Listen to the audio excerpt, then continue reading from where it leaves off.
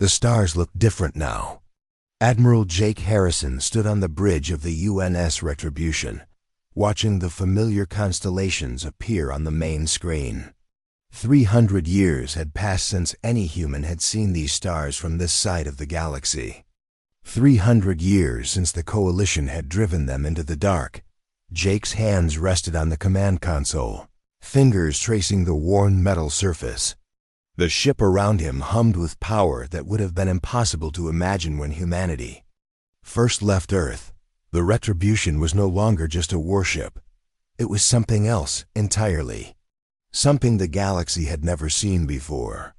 "Admiral, we're receiving multiple scanning attempts from Coalition border stations," reported communications. Officer Amy Foster from her station. Her voice was calm, professional. The years in exile had taught them all to control their emotions. "They're trying to identify our ship. Let them scan," Jake replied. "They won't understand what they're seeing anyway." Behind him, Chief Science Officer Lisa Carter looked up from her readings. "The quantum signatures are confusing their sensors. They're getting energy readings that don't match any known technology." Jake smiled, but there was no warmth in it. "Good. Fear is the beginning of wisdom." The Retribution moved deeper into Coalition space.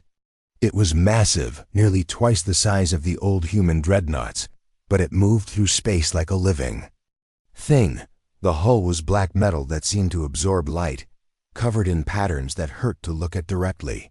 Weapons that had no names in any Coalition language bristled along its sides.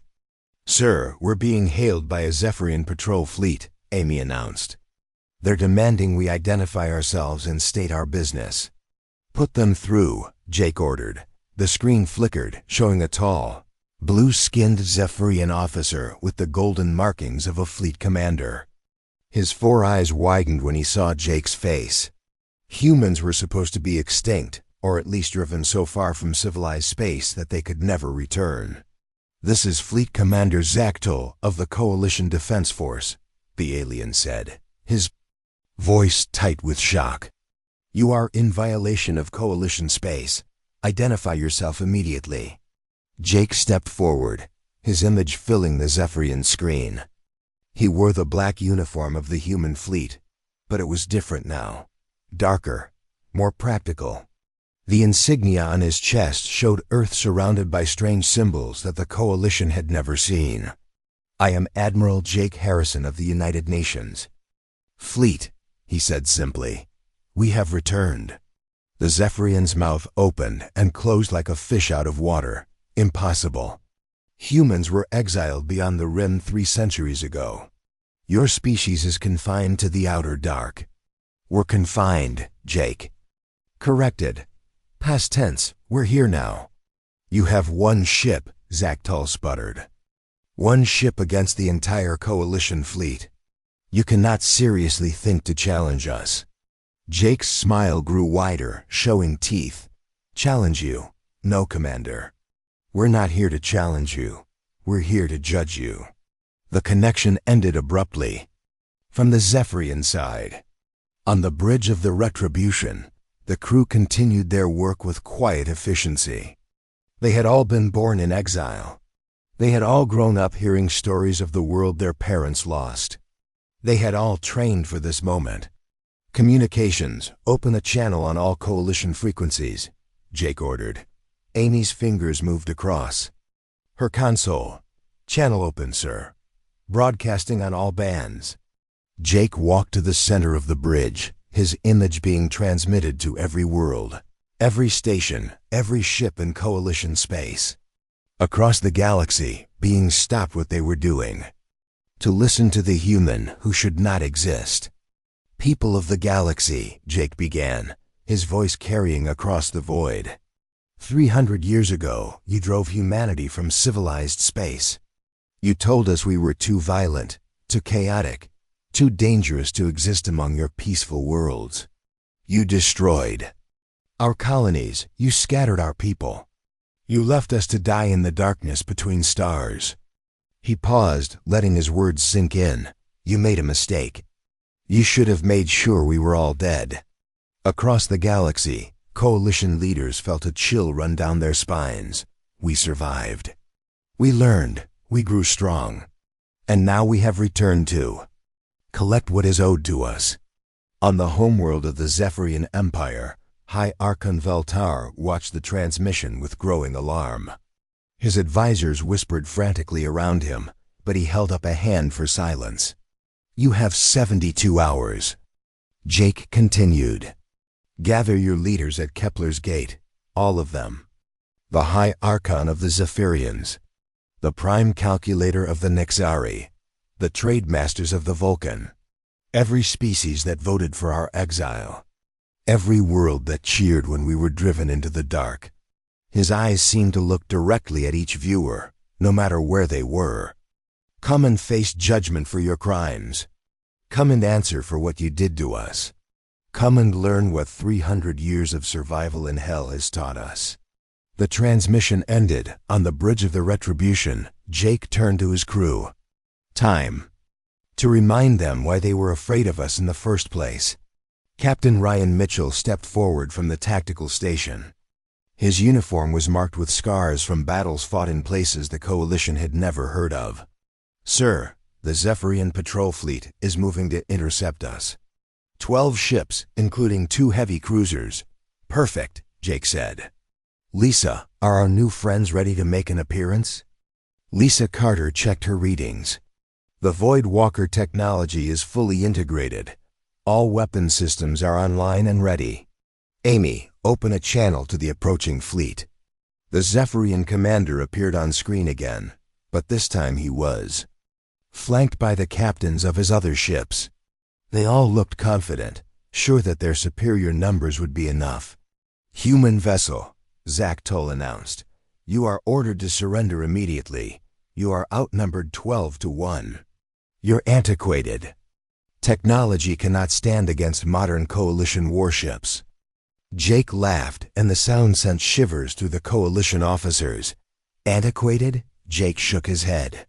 Commander, we've had 300 years to improve. 300 years to learn from species you've never even heard of. 300 years to discover technologies that exist beyond your understanding. He gestured to someone off-screen. Would you like a demonstration? The Retribution's weapons charged. But these were not the plasma cannons and missile tubes the Coalition remembered from human ships. These were something else entirely. Dark. Energy flickered along the hull, and space itself seemed to bend around the ship. Fire, Jake ordered quietly. What happened next would be discussed in Coalition military academies for generations, assuming any of them survived what was coming. The Retribution's weapons didn't fire energy beams or explosive projectiles. Instead, they reached out and touched the fabric of reality itself. The lead Zephyrian cruiser simply ceased to exist. One moment it was there, all 2 kilometers of advanced alien engineering. The next moment, there was empty space where it had been. No explosion. No debris. Just nothing. The remaining 11 ships opened fire desperately, pouring everything they had at the human vessel. Energy beams and missiles struck the Retribution's hull and simply vanished, absorbed by technology that defied every law of physics. The Coalition understood. Impossible, Zach Tull whispered. We learned from the dark between stars, Jake replied. We made friends with things you call myths. We discovered that the universe is much larger and much stranger than your little Coalition ever imagined. 3 more Zephyrian ships vanished. Then 2 more. Please, Zactyl begged. We surrender, we surrender. Jake's expression didn't change. You didn't accept our surrender 300 years ago. You drove us out to die. You celebrated when you thought we were gone forever. The last of the patrol fleet disappeared into nothingness. 72 hours, Jake repeated. Kepler's Gate, don't keep us waiting. The channel closed, leaving the Coalition to contemplate the return of humanity's children. They had thought they were dealing with the same primitive species they had exiled centuries ago. They were about to learn how wrong they were, on the bridge of the Retribution. Jake Harrison looked out at the stars his people had been denied for so long. Soon, very soon, those stars would belong to humanity again. And this time, they would make sure no one could ever take them away. The Coalition Emergency Council met within hours of the transmission. High Archon Veltar of the Zephyrian Empire stood at the center of the great chamber on their homeworld, his 4 eyes scanning the holographic images of his fellow leaders. Prime Calculator Nexus 7 of the Nexari appeared as a shifting pattern of light and mathematics. Trademaster Corvin of the Vulcan Syndicate kept checking his profit calculations even during this crisis. "One ship," Veltar said, his voice echoing. "In the chamber. One human ship destroyed an entire patrol fleet. How is this possible?" Nexus 7's form pulsed with computational activity. "The energy readings make no mathematical sense. Their weapons appear to manipulate space-time itself. This should be impossible with any known technology." "Maybe the humans found something in the outer dark," suggested Corvin. "Some ancient technology we don't know about. Or maybe," came a new voice, "they found friends." The council turned to see Admiral Keth of the Coalition Intelligence Division. His species, the gray-skinned Alvari, were known for their careful analysis and deep thinking. If Keth was worried, there was good reason to be. "Explain," Veltar demanded. Keth activated a holographic display showing star charts of the galactic rim. "We've been monitoring strange energy signatures from beyond our borders for decades, signals that don't match any known species. We assumed they were natural phenomena." He highlighted several areas in the dark space beyond Coalition territory. "But if humans have been out there for 3 centuries, they might have made contact with whatever is causing these signals." On the bridge of the Retribution, Chief Science Officer Lisa Carter was explaining the same thing to a group of junior officers. The ship's meeting room was different from the sterile white chambers of the old human fleet. The walls were made of dark metal covered in patterns that seemed to shift when no one was looking directly at them. "The Void Walkers found us first," Lisa said, her voice quiet but clear. 20 years after the Exile. We were dying out there in the cold. Our ships were breaking down. Our people were losing hope. Then they came." She activated a display showing creatures that defied description. They looked like shadows given form, existing in dimensions the human eye could barely perceive. "They're older than our galaxy," Lisa continued. "They've watched civilizations rise and fall for millions of years. They told us something important. The Coalition isn't the first group to try to control everything. There have been others." One of the younger officers, Lieutenant Pete Davis, raised his hand. "What happened to the others, ma'am?" Lisa's smile was cold. "The Voidwalkers happened to them." She touched another control, showing images of dead worlds and empty space where star systems used to be. "They don't interfere often, but when they do, nothing survives." They were getting ready to do the same thing to the Coalition. "Then why didn't they?" asked another officer. "Because we asked them to wait," Lisa replied. "We told them we wanted to handle it ourselves. They were curious about what humans would do, so they agreed. But they gave us gifts to help." Meanwhile, across the galaxy, something else was happening. Amy Foster sat in the communications center of the Retribution, sending coded messages to places the Coalition thought were secure. The messages were short and simple, but they carried instructions that had been planned for decades. On the mining world of Kepler-7, a human slave named Tom Baker received one of these messages while working in the deep mines. He had been born in exile, sold to the Vulcan traders as a child. For 30 years, he had pretended to be broken, defeated, hopeless. Now he smiled for the first time in decades. Tom passed the message to other human workers. Within hours, it had spread to every mine on the planet. The Vulcan overseers didn't notice anything different. The humans kept working, kept their heads down, kept pretending to be defeated. But deep in the mines, They were preparing, on the ocean world of Aquatica. A human woman named Kate Wilson worked as a servant in the home of an Exile calculator. She cleaned the house, prepared food, and listened to everything her masters said. They spoke freely around her, believing that humans were too primitive to understand their advanced mathematics and planning. Kate understood every word. She had been trained by the best human intelligence officers during the Exile.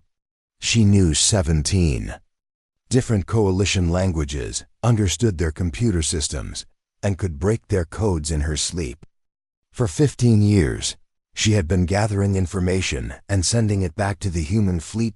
When she received Amy's message, Kate smiled and began her real work. Captain Ryan Mitchell stood in the armory of the Retribution, checking weapons that would have given coalition scientists nightmares. The guns looked almost alive, with surfaces that moved like liquid metal. When he picked one up, it seemed to recognize him, adjusting its weight and grip to fit his hands perfectly. "The Void Walkers taught us about dark energy," he explained. To his squad leaders, "It's everywhere in the universe, but most species never learn to use it. It doesn't follow the same rules as normal matter and energy." He demonstrated by pointing the weapon at a thick metal plate. When he fired, the plate didn't explode or melt. It simply stopped existing, leaving a perfectly clean hole that went through 6 more plates behind it. "Dark energy weapons don't destroy things," Ryan continued. "They make things forget how to exist. The target just stops being real." Sergeant Carol Hunt, a veteran of the Exile Wars, nodded grimly. "What about their shields and armor?" "Useless," Ryan replied. "You can't shield against something that bypasses reality itself. Their best defenses might as well be made of paper." Back on the Coalition worlds, panic was beginning to spread.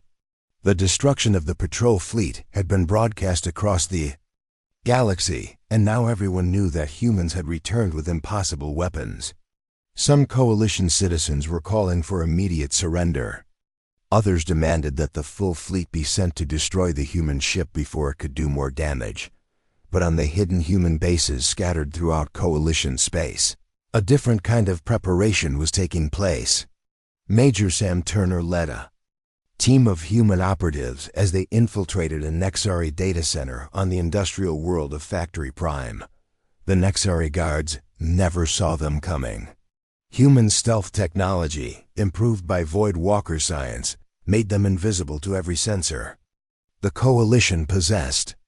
"Remember," Sam whispered to his team, "we're not here to destroy anything yet. We're here to plant seeds." They attached small devices to the main computer networks. The devices looked like simple power couplers, nothing that would attract attention. But inside each one was a virus created by the best human programmers and enhanced with Void Walker mathematics that could think in dimensions the Nexari couldn't imagine. The virus wouldn't activate yet. It would wait, spread quietly through every Nexari system in the galaxy, and then strike when Admiral Harrison gave the word. Security Chief Ben Parker coordinated similar operations on dozens of worlds.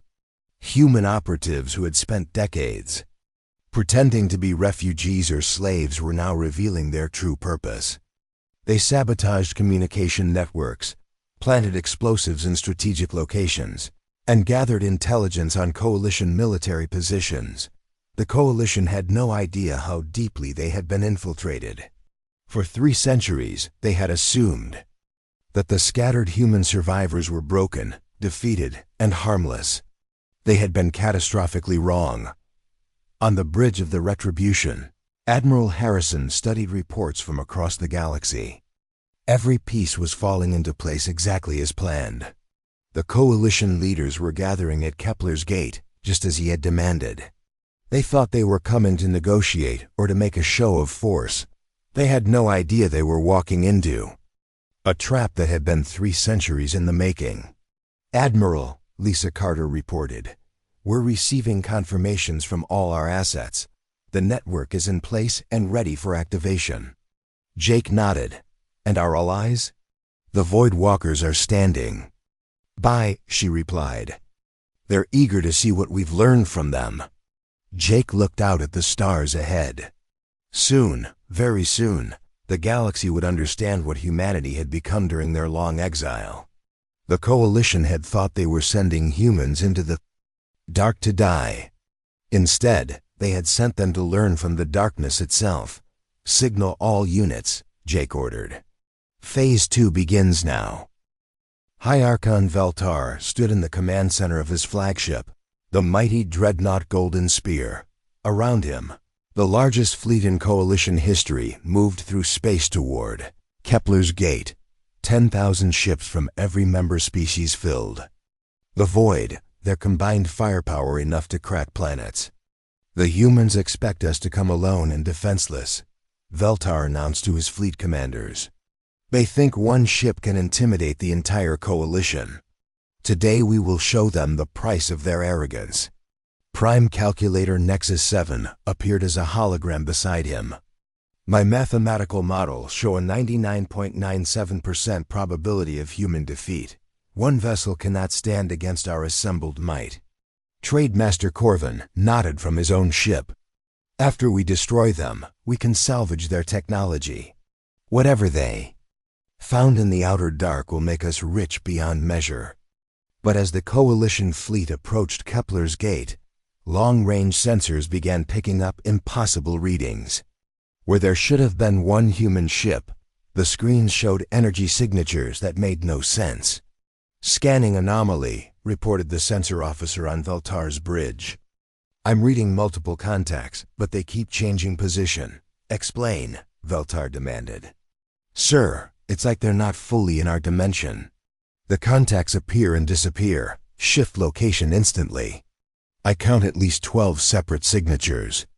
Veltara's confidence wavered for the first time. Impossible.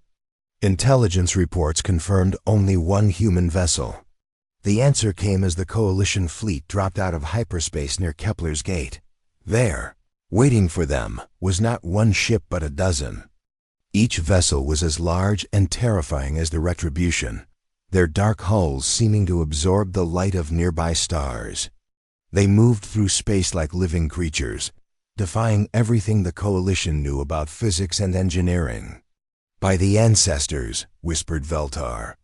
How many humans survived the exile? On the bridge of the Retribution, Admiral Harrison watched the Coalition fleet arrive. The enemy ships spread out in perfect formation, their commanders confident in their overwhelming numbers. They had no idea what was about to happen to them. All ships report ready, announced Captain Ryan Mitchell from the tactical station. The Darkness, the Vengeance, the Reckoning, and all other vessels are in position, Jake nodded. Communications, open a channel to the Coalition fleet. Veltar. Image appeared on the main screen, his 4 eyes wide with shock and growing fear. Behind him, Jake could see other Coalition leaders gathering, all of them staring at the human fleet with disbelief. Impossible, Veltar said. Our intelligence showed only one ship. Your intelligence has been wrong about many things, Jake replied calmly. Did you really think we spent 300 years building just one vessel? Prime Calculator Nexus 7's form flickered with rapid calculations. The mathematical probability of this scenario was less than 0.001%. Our models did not account for multiple ships. Your models didn't account for a lot of things, Jake said. You thought we were the same primitive species you drove into exile. You were wrong. Trademaster Corvin stepped forward, his scaled face twisted with greed and fear. What do you want? Credits? Territory? We can negotiate. Jake's laugh was cold and sharp. Negotiate? Like you negotiated with us 300 years ago? Like you negotiated with the 17 other species you've exterminated since then? The Coalition leaders exchanged glances. How did the humans know about the cleansing wars? Those records were classified at the highest levels. Yes, we know, Jake continued. We know about the Dalari, wiped out because they refused to mine rare metals for you. We know about the Yanari, destroyed because they wouldn't surrender their ocean worlds. We know about every species you've murdered in the name of peace and order. Commander Kate Morgan's voice came through the communication system from her ship, the UN's Darkness. Target acquired on the Zephyrian homeworld defense grid. All orbital stations locked. Wait, Veltar said urgently. Our homeworld is not a military target. There are billions of civilians. Were there civilians on the human colonies you destroyed? Jake asked. Were there children on the transports you shot down while they tried to evacuate? Before Veltar could answer, Kate's ship vanished from normal space. The darkness phase shifted through dimensions, becoming a ghost that could pass through solid matter. It reappeared inside the Zephyrian defense grid, bypassing shields and armor as if they didn't exist. On the Zephyrian homeworld, panic spread as orbital defense platforms began exploding one by one. The mighty stations that had protected the planet for centuries were being destroyed from within, their own weapons turning against them. Emergency broadcasts filled the airwaves as the population watched their supposedly impregnable defenses crumble. "Stop this!" Veltar screamed. "You're attacking civilians." "We're attacking military targets," Jake replied. "Just like you did to us. The difference is we're being more careful about it." Kate's voice came through again. "Primary defense grid neutralized. Zephyrian homeworld is defenseless, awaiting further orders." The Coalition fleet commanders watched in horror as their most powerful world lost all protection in a matter of minutes. If the humans could do this to the Zephyrian homeworld, nowhere in the galaxy was safe. Major Sam Turner's virus chose that moment to activate across Nexari space. The careful logical calculations that governed every aspect of Nexari society suddenly began producing impossible results. Mathematical equations that had worked for millennia started giving contradictory answers. Computer systems crashed as they tried to process data that violated the fundamental laws of mathematics.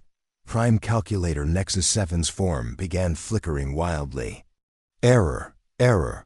Mathematical certainty compromised. Cannot compute. Cannot compute." "What's happening to them?" Veltar demanded. "We introduced chaos into their perfect order," Jake explained. "For the first time in their existence, the Nexari are experiencing doubt.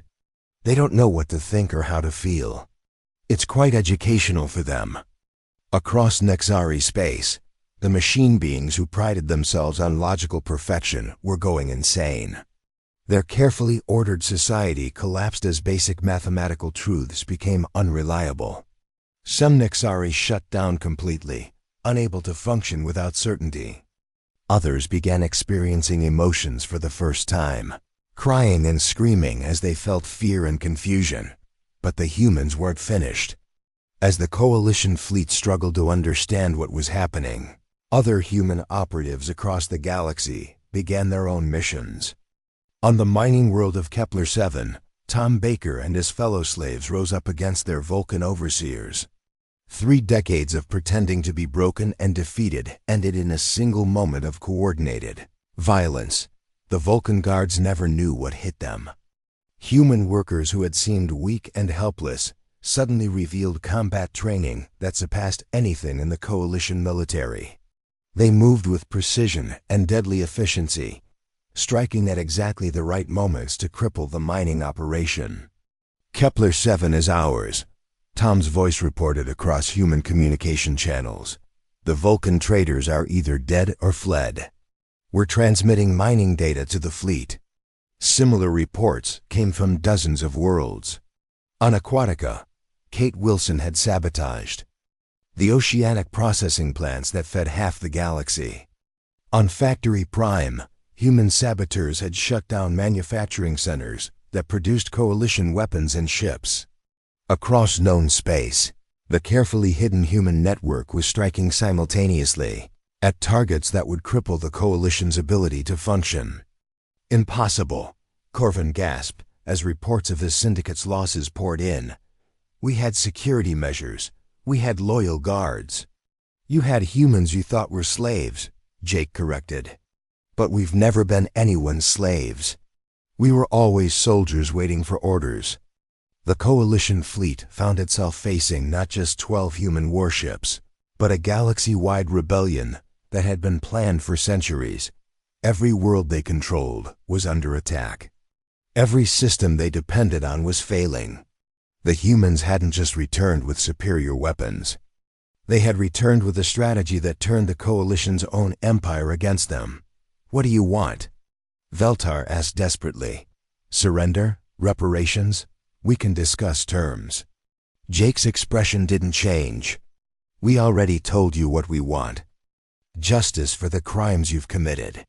Trials for the genocide you've covered up. Freedom for every species you've enslaved. And if we refuse," Jake gestured to the chaos surrounding them.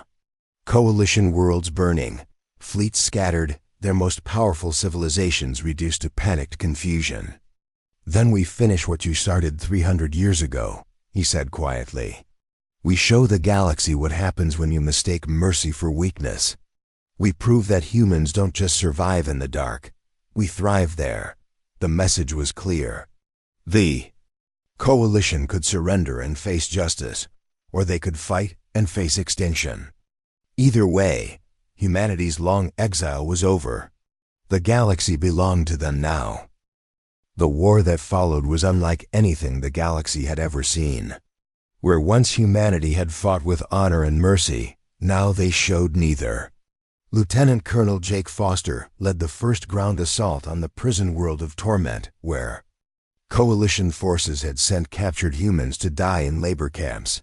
Jake's Marines landed in drop pods that passed through the planet's shields like they were made of air. The Vulcan guards who ran the prison had grown fat and lazy over the decades, used to dealing with broken prisoners who had given up hope. They weren't prepared for what came out of those pods. "No prisoners," Jake announced to his troops as they spread through the camp. "They showed no mercy to our people. We show none to them." The battle was over in 20 minutes. The Vulcan guards who had tortured humans for sport found themselves facing warriors who moved like shadows and struck like lightning. Dark energy weapons cut through their armor and shields without slowing down. The guards begged for mercy in their final moments, but the humans had forgotten what that word meant.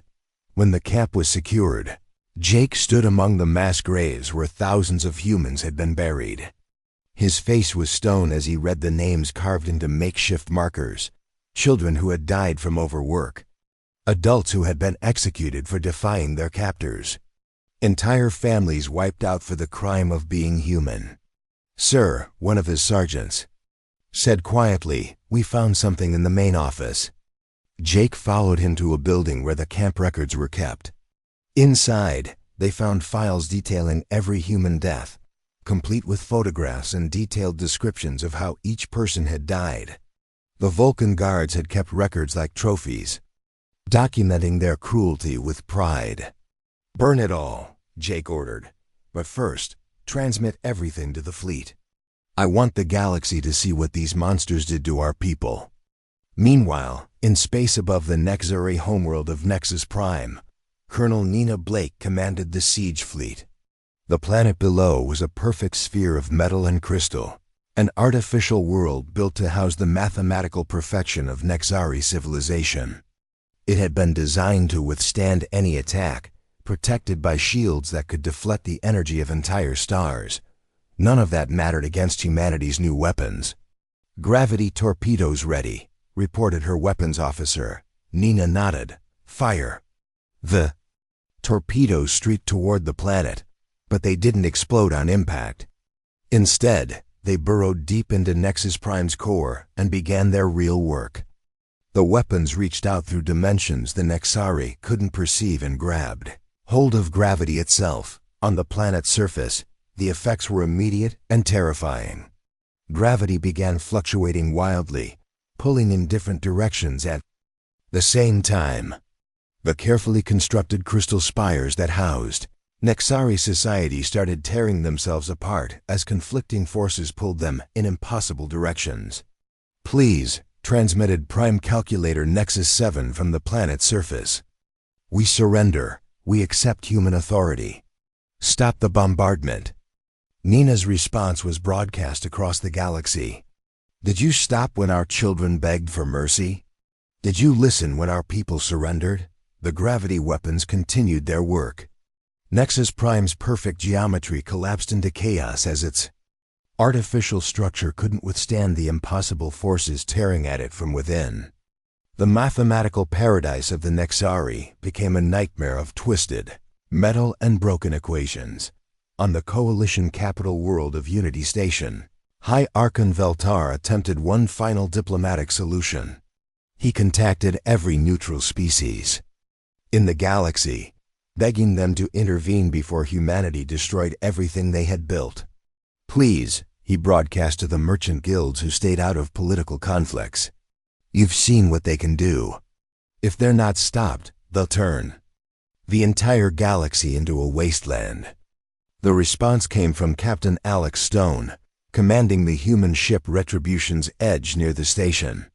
His image appeared on screens across the galaxy as he addressed not just Veltar, but every species watching the war unfold. 300 years ago, you made a choice, Alex said, his voice carrying to every corner of civilized space. You chose to support the Coalition when they drove us into exile. You chose to believe their lies about human violence and chaos. You chose to stand by while they committed genocide against 17 species. He gestured to something off-screen, and the camera pulled back to show a group of Coalition prisoners kneeling on the deck of his ship. They were the surviving commanders from the prison worlds, the ones who had overseen the torture and murder of human captives. Today you get to see the consequences of those choices, Alex continued. One by one, the prisoners were executed. Not quickly or cleanly, but slowly and painfully, exactly as they had killed their human victims. The broadcast went out unfiltered to every world in the galaxy, showing in graphic detail what happened to those who harmed humanity's children. Some species watching the broadcast turned away in horror. Others cheered, remembering their own losses to Coalition aggression. But all of them understood the message. Humanity had become something new, something that made the old Coalition look peaceful by comparison. Dr. Rachel Kim, working from her laboratory ship, made a discovery that changed everything. In the Coalition's most classified archives, she found the complete records of what they called the Great Cleansing. The files detailed not just the 17 species that had been exterminated, but the reasons why. They weren't killed for refusing to join the Coalition, Rachel reported to Admiral Harrison. They were killed because they had something the Coalition wanted. The Dalari controlled rare metal deposits. The Yanari had ocean worlds perfect for aquaculture. Every species they destroyed had resources the Coalition needed. She brought up holographic displays showing the pattern of extermination across galactic history. It wasn't about peace or order. It was about greed. They committed genocide for profit, then covered it up by claiming their victims were dangerous or chaotic. Jake Harrison studied the data with growing rage. Humanity hadn't been exiled for being violent. They had been exiled because Earth and its colonies contained resources the Coalition wanted, and humans had refused to hand them over. The exile had been the first step in a planned extermination that would have left Earth's worlds empty for Coalition colonization. How many know about this? Jake asked. The inner circle of each member species, Rachel replied. Maybe a few thousand beings across the entire galaxy.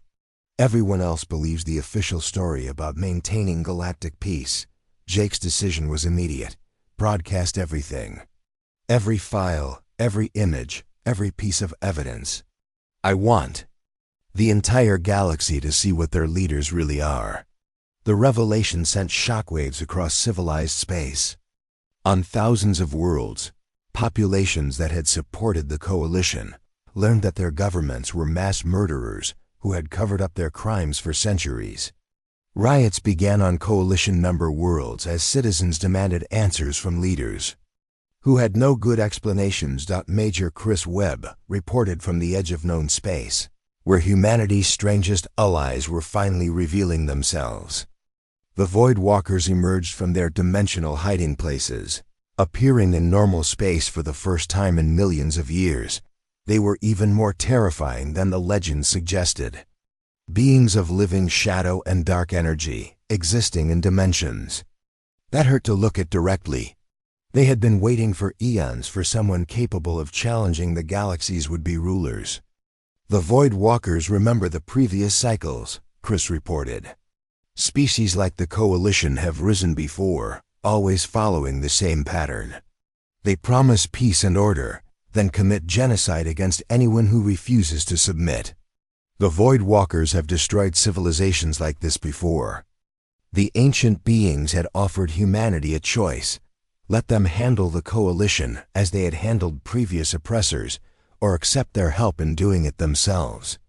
Humanity had chosen to handle it personally, but the Void Walkers provided weapons and knowledge that made victory certain. As the Coalition's empire crumbled, their leaders made one final desperate decision. If they couldn't win the war, they would make sure no one could. High Archon Veltar ordered the activation of a weapon that had been hidden since the Coalition's founding, a device that could sterilize entire star systems, wiping out all life. If the galaxy will not accept our rule, Veltar announced, then let it burn. But as Coalition forces moved to activate their doomsday weapon, they found humans waiting for them. Captain Tony Garcia led the assault on the weapon facility, his troops moving with the precision of soldiers who had trained for this exact moment. "Admiral," Tony reported as his forces secured the facility, "we have the doomsday weapon." The Coalition was planning to destroy everything rather than surrender. Jake Harrison's response was broadcast across the galaxy. "You taught us that mercy is weakness, that negotiation is futile, that the strong take what they want from the weak. We learned those lessons well. Now face the consequences of your own philosophy. The time for mercy was over. The galaxy would belong to humanity one way or another." The final battle took place at the galactic core, where the Coalition had built their ultimate fortress. Ancient Station was older than any living species, constructed by the first civilization to achieve galactic dominance. It floated in the dangerous space near the galaxy's central black hole, protected by energy fields that could withstand the gravity and radiation of the cosmic maelstrom around it. Admiral Jake Harrison stood on the bridge of the Retribution as the human fleet approached. Beside them came ships of species thought extinct, survivors of the Coalition's previous genocides, who had hidden in the dark spaces between stars. The Dalari brought vessels of living crystal that sang with harmonic weapons.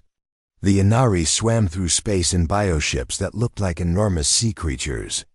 17 lost civilizations had returned to claim justice.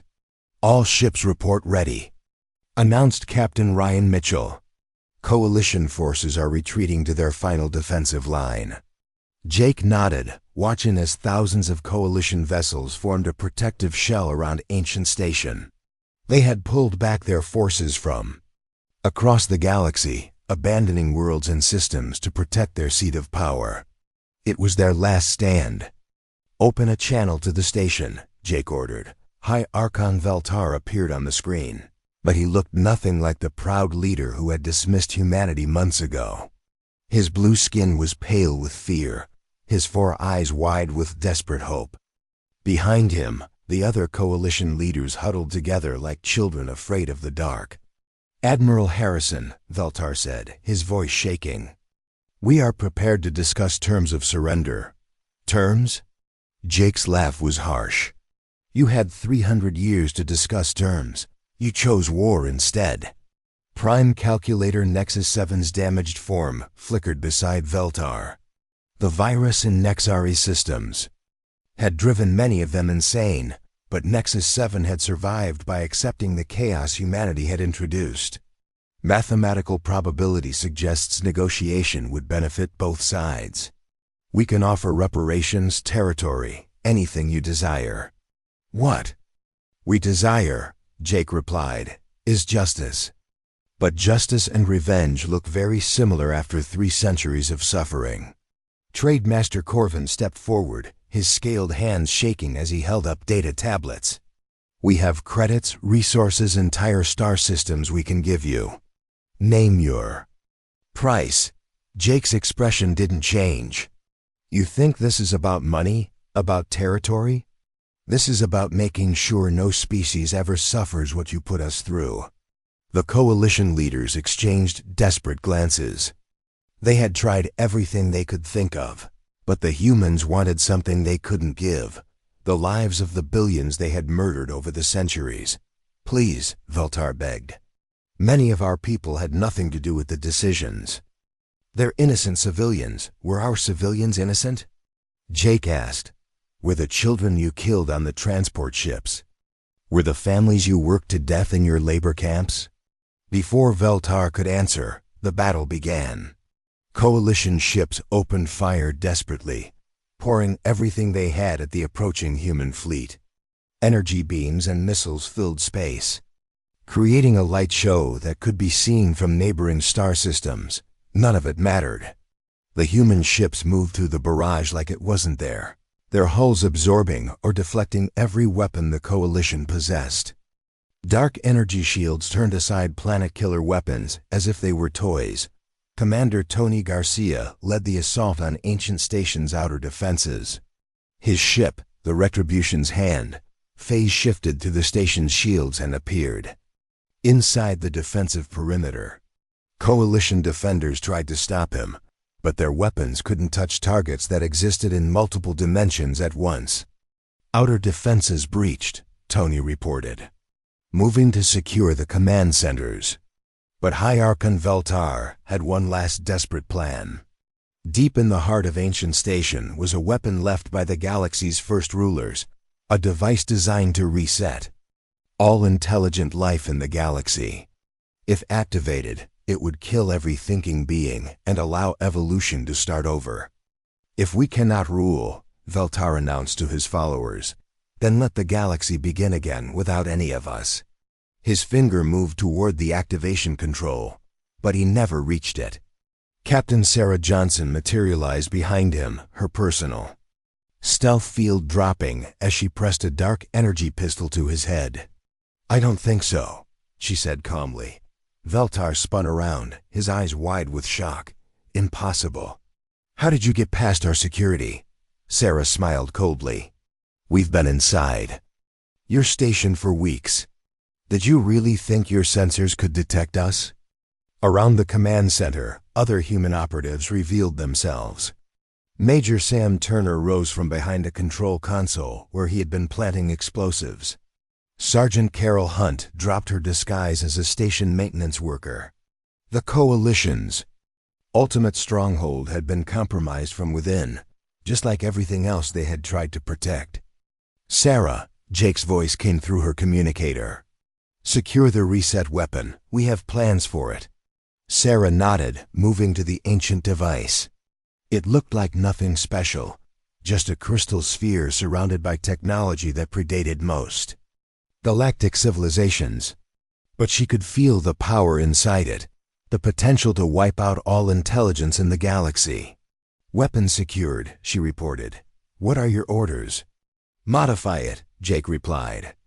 Instead of killing everyone, I wanted to show everyone the truth. Using Voidwalker technology, human technicians reprogrammed the ancient weapon.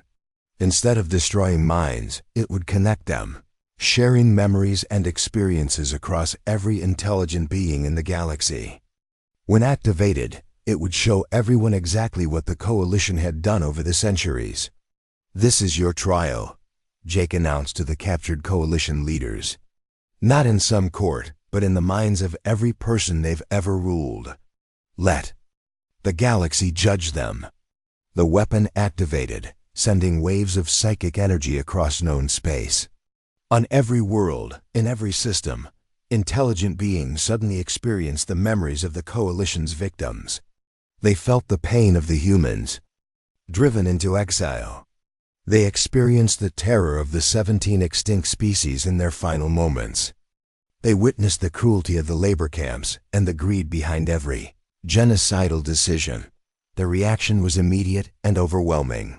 On coalition worlds, populations rose up against their governments with a fury that had been building for centuries. Now that they knew the truth, they could not unknow it. The coalition didn't just fall. It was torn apart by its own people. Prime Calculator Nexus 7 made the first official surrender. "We submit to human authority," the machine being announced. "Our logic was flawed. Our calculations were wrong. We accept whatever punishment you deem appropriate." Other species followed quickly. Some surrendered out of fear, others out of genuine regret for their part in the coalition's crimes. A few tried to fight on, but their own people turned against them once they learned what their leaders had really been doing. Within days, the galactic government that had ruled for 1,000 years simply ceased to exist. But Jake Harrison surprised everyone with what came next. Standing in the ruins of Ancient Station, he addressed the galaxy one final time. "We did not fight this war to become your new masters," he announced. "We fought to ensure that no species would ever again suffer what we suffered. The age of empires is over." Instead of taking control, humanity established the Free Species Alliance. Every intelligent race, no matter how small or primitive, would have an equal voice. Decisions would be made by consensus, not force.